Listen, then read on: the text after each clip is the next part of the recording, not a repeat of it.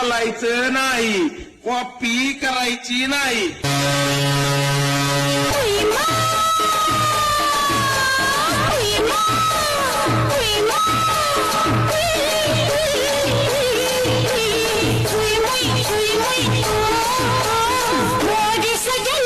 भूख लगी तो पूरी कचौरी रसगुल्ला बन जा.